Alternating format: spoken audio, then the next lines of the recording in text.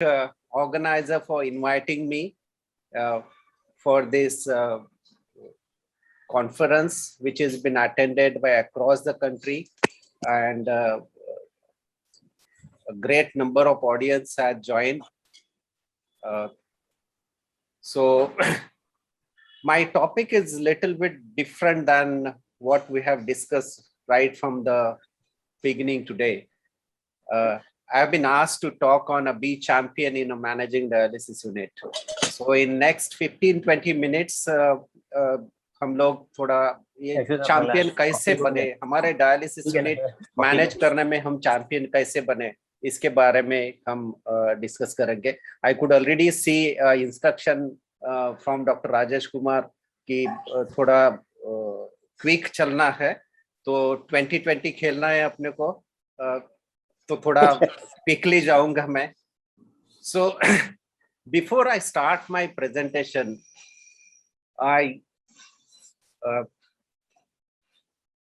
it would be not fair if I don't remember Madam Acharya. COREP is being a brainchild of her, and I have been closely associated with her for many years, and I have been blessed to work under her guidance. So before I start my presentation, आदरणीय madam को नमन करके मैं मेरा presentation चालू करूंगा. सो ये champion बनने का जो बात कर रहे हैं हम हमारे डायलिसिस यूनिट में, हम कैसे चैंपियन बने. तो ये डायलिसिस के जब ये बात करते हैं हम, तो it's dialysis is life saving procedure in chronic kidney disease treatment. And dialysis is not a simple procedure, as we all know. It involves major changes. जैसे कि हम during dialysis acid base balance को balance करते हैं. जैसे हमें पता है कि हमारे patient, most of the chronic maintenance dialysis patients, they are acidotic and they have low bicarbonate. During dialysis we tend to give them lot of bicarbonate. तो उनके body में acid होता है. हम उनके वॉल्यूम स्टेटस के साथ खेलते हैं. Probably they when they come to dialysis उनका वेट गेन रहता है. During dialysis we remove lot of water from them. Probably during dialysis हम 4 या 5 किलो वजन उनका कम करते हैं. So dialysis is, I would say, the best weight loss program around the world. कौन से भी जिम में आप 4 घंटे में 4 किलो वजन, 3 किलो वजन कम नहीं कर पाओगे, लेकिन ये डायलिसिस में हम करते हैं. तो ये सब जब भी करते हैं तो कुछ ना कुछ कॉम्प्लिकेशंस हो सकते हैं. उसके अलावा हम ड्यूरिंग डायलिसिस एंटीकोएगुलेशन देते हैं, जो कि जरूरत होती है एंटीकोएगुलेशन देना. एंटीकोएगुलेशन देना मतलब हिपैरिन यूज करना, या हिपैरिन के अलावा दूसरे कुछ एंटीकोएगुलेंट होते हैं वो यूज करना. ये सब एंटीकोएगुलेंट होते हैं, वो सब ड्रग्स होते हैं, और ड्रग्स का कुछ ना कुछ साइड इफेक्ट्स तो होता ही है. तो ये सब जब भी हम करते हैं तो डायलिसिस में बहुत सारे प्रॉब्लम्स हो सकते हैं. तो वो मैनेज करने के लिए हमें सीखना चाहिए. अभी थिंक अबाउट इट. 3 बार डायलिसिस के लिए पेशेंट आता है. 3 times a week patient get stuck with a couple of needles. Probably sometimes 2 से ज्यादा नीडल लगती है. उनका ब्लड शरीर से बाहर आता है, मशीन में घूमता है बहुत सारे आइटम के साथ, मीनिंग डायलाइजर है, ट्यूबिंग है, नीडल है, उनके साथ कांटेक्ट में आता है. तो ये सब होते हुए बहुत सारे चेंजेस पेशेंट के बॉडी में हो सकते हैं, और ये ब्लड वापस क्लीन करके पेशेंट के बॉडी में रिटर्न जाता है, और हम डायलिसिस करके पेशेंट को घर भेजते हैं. लेकिन पेशेंट को कुछ नहीं होता है. पेशेंट आराम से घर जाता है, चल के आता है, चल के जाता है. That's the beauty of dialysis. आजकल की जो हम डायलिसिस कर रहे हैं उसमें बहुत सारे एडवांस टेक्निक है, बहुत सारे एडवांसेस हुए हैं. Advances in water treatment, advances in membrane, advances in dialysis technique. ये सब चेंजेस हमने लास्ट 3-4 डिकेड्स में देखे हैं. और जो आप लोग आजकल जो डायलिसिस करते हैं, मोस्ट एडवांस मशीनें आपके पास हैं. तो ये सब करने के टाइम हमें सोचना है कि हम पेशेंट के लिए क्या अच्छा कर सकते हैं. यदि हम ये सोचेंगे तो हम चैंपियन बनेंगे, डायलिसिस में चैंपियन बनेंगे. और वही मकसद है आज के ये टॉक का. तो यदि आपको चैंपियन बनना है तो आपको फोकस रहना पड़ेगा. अर्जुन के जैसा आपको फोकस रहना पड़ेगा। जो अर्जुन की इनविंसिबिलिटी है, अजयता है, वो आप में आपको लाना पड़ेगी। एक फोकस रख के आपको आपके पेशेंट की केयर करने की जरूरत है। तो जब भी हम डायलिसिस यूनिट मैनेज करने की सोचते हैं तो क्या क्या चैलेंजेस आते हैं? बहुत सारे चैलेंजेस आते हैं। As I said, dialysis is a complex process, so many things can happen, so many complication can occur। तो ये बहुत सारे चैलेंजेस है, जैसे कि इन्फेक्शन, हिपेटाइटिस इन्फेक्शन है, बी सी, HIV है, दूसरे वायरल इन्फेक्शन है, बैक्टीरियल इन्फेक्शन है, कैथेटर रिलेटेड इन्फेक्शन है। तो ये सब चैलेंजेस हमारे डायलिसिस यूनिट में हम देखते हैं। वाटर क्वालिटी, ये भी बहुत इंपॉर्टेंट इशू है, और वाटर क्वालिटी को मेंटेन करना बहुत अहम है डायलिसिस यूनिट में। Half of the complication during dialysis, I would say, related to water treatment, be it a machine related or a patient complications, they are water related, water quality related. So if you could maintain water quality in your dialysis unit, your patient would do better. उसके अलावा आपको ये सोचना है कि patient safety देखना है, during dialysis ज्यादा कॉम्प्लिकेशन ना हो, पेशेंट की डायलिसिस अच्छी हो। उसके अलावा आपको देखना है कि आपके इक्विपमेंट से डायलिसिस मशीन हो या RO ट्रीटमेंट प्लांट हो, और दूसरे एंसिलरी इक्विपमेंट जो यूज करते हैं, इमरजेंसी इक्विपमेंट है, वो सब ठीक ठाक से चले। आपको रिसोर्स ऑप्टिमाइजेशन करना है। आप जो कंज्यूमेबल यूज कर रहे हैं वो बराबर यूज कर रहे हैं, तो वो उसके ऊपर आपको ध्यान देना है। और उसके अलावा पेशेंट के जो क्लिनिकल इंडिकेटर्स है, जैसे हीमोग्लोबिन है, इलेक्ट्रोलाइट्स है, पोटेशियम, एक्सेट्रा एक्सेट्रा, वो सबको देखना है। आप पेशेंट का क्लियरेंस बराबर करते हैं या नहीं करते हैं, KT भी अचीव करते हैं, यूरिया क्लियरेंस अचीव करते हैं या नहीं करते हैं, वो सब के बारे में आपको सोचना बहुत जरूरी है। ये सब आप सोचेंगे तो पेशेंट के क्वालिटी ऑफ लाइफ है वो इम्प्रूव हो जाता है। और हमारे लिए पेशेंट का क्वालिटी ऑफ लाइफ इम्प्रूव होना, यही हमारा एक मकसद होना चाहिए। उससे चलते अपने पेशेंट ज्यादा अच्छा लाइफ ऑन डायलिसिस बिता पाए और उनको कम से कम प्रॉब्लम्स हो। तो ये सब करने के लिए आपको अपने जो चैंपियन है उसको जगाना पड़ेगा। तो ये चैंपियन को आप कैसे जगाओगे? चैंपियन बनने के लिए बहुत कुछ सेल्फ रेगुलेशन की जरूरत है। चैंपियंस ऐसे ही नहीं बनते, डिसिप्लिन होना चाहिए, आपके काम में डिसिप्लिन होना चाहिए, काम में कंसिस्टेंसी होना चाहिए। तो ये सब करोगे तो आप डेफिनेटली आपके डायलिसिस यूनिट के लिए आप चैंपियन बन सकते हैं। Becoming champion is not easy. It's require a lot of practice and a lots of weight. ऐसे ही चैंपियन नहीं बनते, बहुत लगन से मेहनत करना पड़ता है, उसके बाद चैंपियन बनते हैं। तो आपको यदि डायलिसिस यूनिट का चैंपियन बनना है तो मेहनत करनी पड़ेगी, आपके पेशेंट के बारे में सोचना पड़ेगा, पेशेंट को आप कैसे अच्छा रखें उसके बारे में आपको सोचना पड़ेगा। तो how you can be A champion in your dialysis unit? आप जब डायलिसिस यूनिट में काम करते हैं तो have a clarity on your work. आप क्या करने जा रहे हो, क्या करना चाहते हैं, उसके बारे में थोड़ा सोचो। जो भी आपको अपॉर्चुनिटी आती है उसको ग्रैब करो। जो भी आपको असाइनमेंट दिया जाता है, वो असाइनमेंट को एक अपॉर्चुनिटी करके देखो। आपको कमिटमेंट देना पड़ेगा। Keep your commitment. जब भी आप कमिटमेंट देते हैं तो उसको रखना बहुत इंपॉर्टेंट चीज है। और be consistent in your work and performance. ऐसा नहीं होना चाहिए कि लास्ट महीने में मैंने तो अच्छा किया तो अगले महीने में मैं क्यों अच्छा करूं, ऐसा नहीं होना चाहिए। You should be consistent in your work.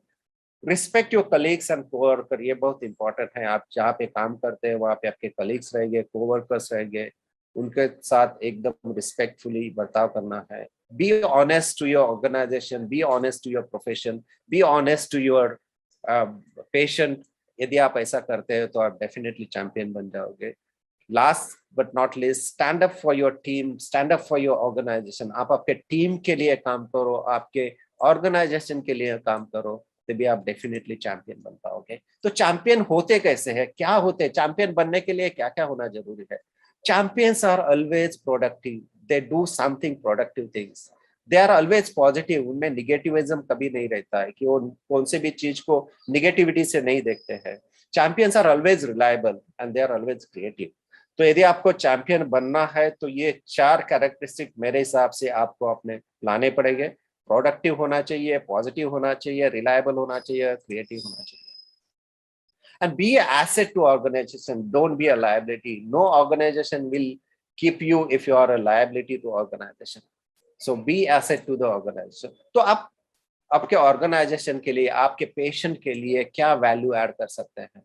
आप आपके डायलिसिस प्रोसेस की एफिशिएंसी बढ़ा सकते हैं, प्रोसीजर की एफिशिएंसी बढ़ा सकते हो, क्वालिटी इंप्रूव कर सकते हैं, the kind of product and service that you render to the patient उसकी क्वालिटी बढ़ा सकते हो। जो प्रॉब्लम्स आते हैं, एग्जिस्टिंग प्रॉब्लम, उसको फिक्स करना जरूरी है। फ्यूचर प्रॉब्लम जो आते हैं उसको प्रिवेंट करना जरूरी है। फ्यूचर प्रॉब्लम प्रिवेंट करने के लिए वो प्रेडिक्ट करना जरूरी है, प्रॉब्लम आइडेंटिफाई करना जरूरी है। तो प्रॉब्लम आइडेंटिफाई करना सीखो, उनको प्रिवेंट करना सीखो। और most important is satisfy your customer. आपके जो कस्टमर है, जो क्लाइंट है, जो पेशेंट है, डायलिसिस के पेशेंट है, उनके सेटिस्फैक्शन के बारे में सोचो, उनको सेटिस्फाई करो, तो आप डेफिनेटली चैंपियन बन सकते हो। अवॉइड वेस्टेज ऑफ रिसोर्सेज, जो भी कंज्यूमेबल है, बाकी के रिसोर्सेज है, B it electricity, B it water, B it any resource, B it man power, उसको सेव करना सीखो, उसको अवॉइड, वेस्टेज अवॉइड करना सीखो। और क्रिएट रिसोर्सेज फॉर ऑर्गेनाइजेशन।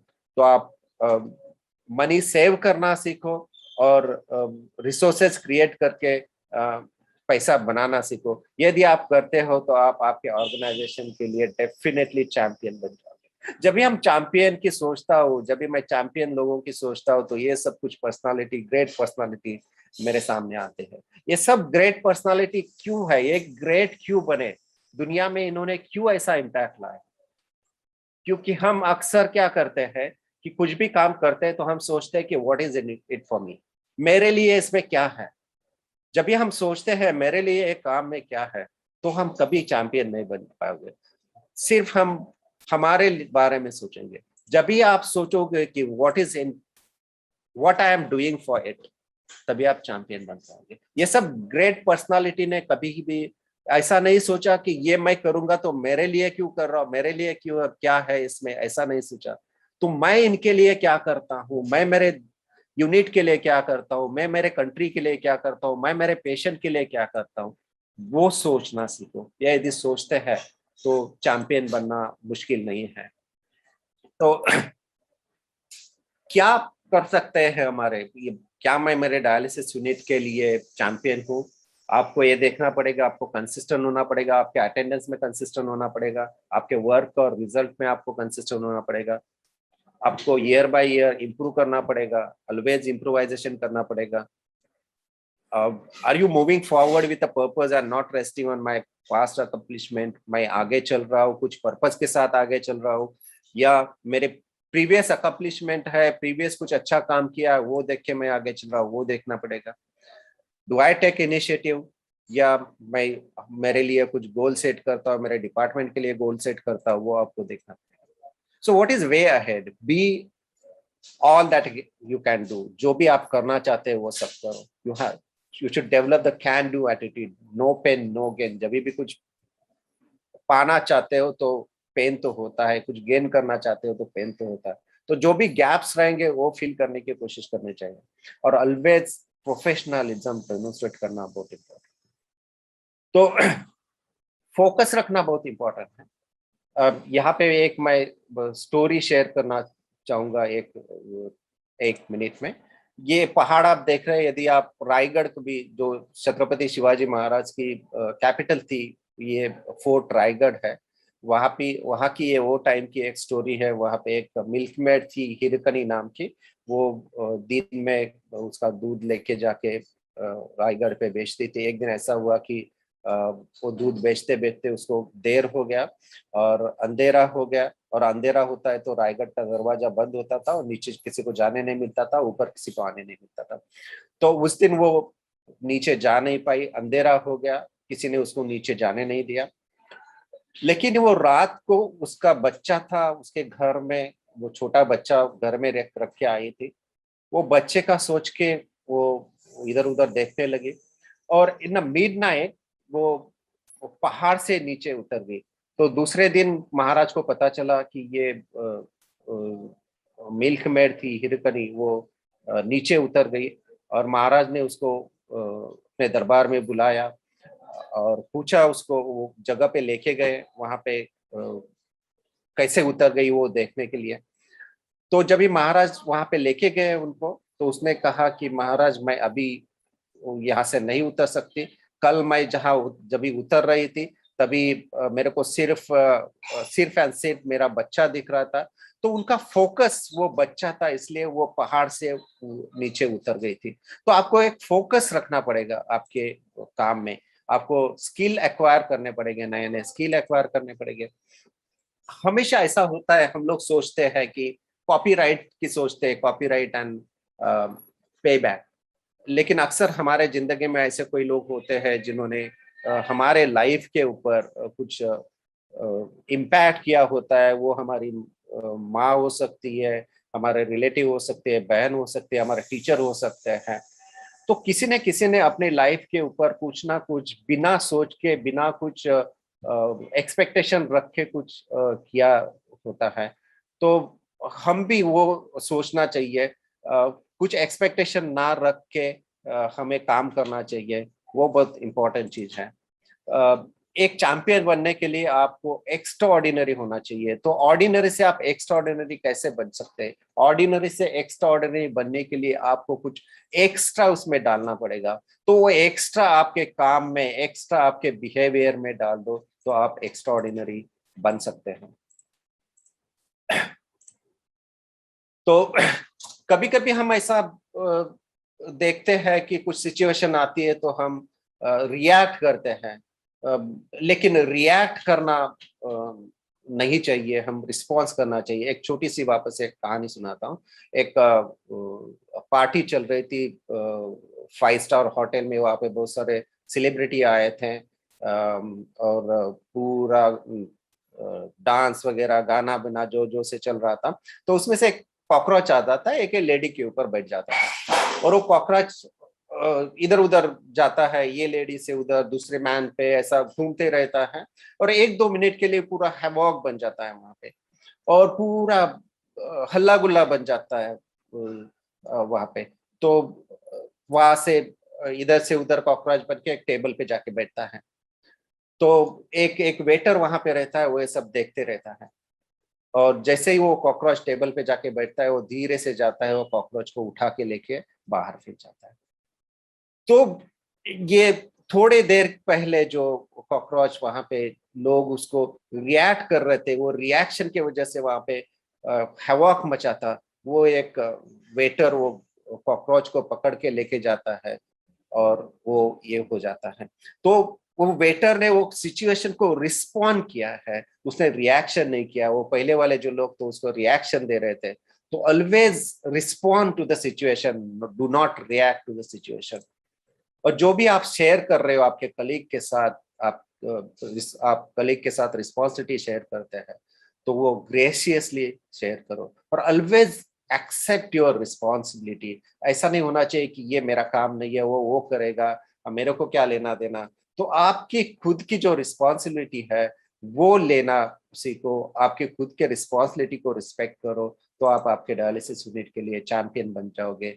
आपको उसके लिए आपको टीम वर्क करना पड़ेगा, आपके टीम के साथ रहना पड़ेगा, तो आप चैंपियन बन सकते हैं। Never gives any excuses. जो भी बात रहते हैं, हम लोग अक्सर ऐसे सोचते हैं कि ये प्रॉब्लम है, इसके लिए हम ये नहीं कर पाए, आज ट्रेन लेट थी इसलिए हम नहीं पाए। लेकिन आप सोचो कि आप यहाँ पे जो इमेजेस देख रहे हैं, ये स्टीफन हॉकिंस है, ये बड़े कॉस्मोलॉजिस्ट और क्वांटम फिजिसिस्ट है। इनको 21 की उम्र में एक रेयर डिसीज हुआ था जिसको मोटर न्यूरॉन डिसीज बोलते हैं। लेकिन उन्होंने नहीं सोचा कि मेरे को ये डिसीज हुआ है, अभी मैं कुछ नहीं कर पाऊंगा, या मैं अभी कुछ नहीं कर पाऊंगा, ऐसा कभी सोचा नहीं। वो काम करते रहे, और बहुत सारे अचीवमेंट उन्होंने अपने अपने फील्ड में ले लिए। दूसरा एग्जाम्पल है रानी रामपाल, अपनी हॉकी की कैप्टन। वो बहुत डिफिकल्ट सिचुएशन से बाहर आई है, तभी उन्होंने सोचा नहीं का, वो एक्सक्यूजेस दिए नहीं, वो खेलती रही, लगन से खेलती रही, और अपना काम, अपने काम करते रही, और अपनी कामयाबी हासिल की। तो नेवर गिव्स एनी एक्सक्यूजेस, और नेवर गिव अप। अभी बहुत बार ऐसा होता है कि डिफिकल्ट सिचुएशन है, हमें सक्सेस नहीं मिलता है, तो हारना नहीं है। जो हारते हैं वो कभी उभरते नहीं। तो जीतने की आदत डालो, और जीतने की आदत कंसिस्टेंटली होनी चाहिए। वो कंसिस्टेंटली जब ये आएंगे तो आप चैंपियन बन जाओगे। तो कैसे आप चैंपियन बन पाओगे आपके डायलिसिस यूनिट के लिए? आपको पेशेंट को हैप्पी रखना पड़ेगा, आपके पेशेंट लंबा लाइफ जीते इसके लिए ऊपर काम करना पड़ेगा, पेशेंट को क्वालिटी सर्विस देने के बारे में सोचना पड़ेगा, और हमारे ऑर्गेनाइजेशन के जो रिसोर्सेस है वो उसके ऑप्टिमाइज करने के बारे में आपको सोचना पड़ेगा। तो at the end of the day हमारे पास जो पेशेंट्स आते हैं वो कैसे भी सिचुएशन में आए हैं, कैसे भी परिस्थिति में आए हैं, हमारा मकसद ये होना चाहिए वो फिट रहे।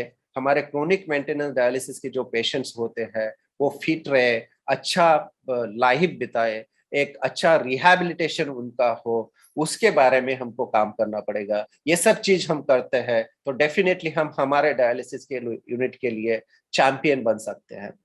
So at the end of the day, I would, and lastly, I would like to say that drugs, machine, dialyzer, cannula, and the patient access have greatly been changed over the last several decades. So we need to make sure that our patients are doing everything we can do to improvise the quality of care that we deliver to our patient. At all the time, remember that each patient must be treated with a great degree of care. Look at the practice, see if there is opportunity to provide a better care than to your patients. So if you could do that, your patient would be thankful to you. Thank you very much.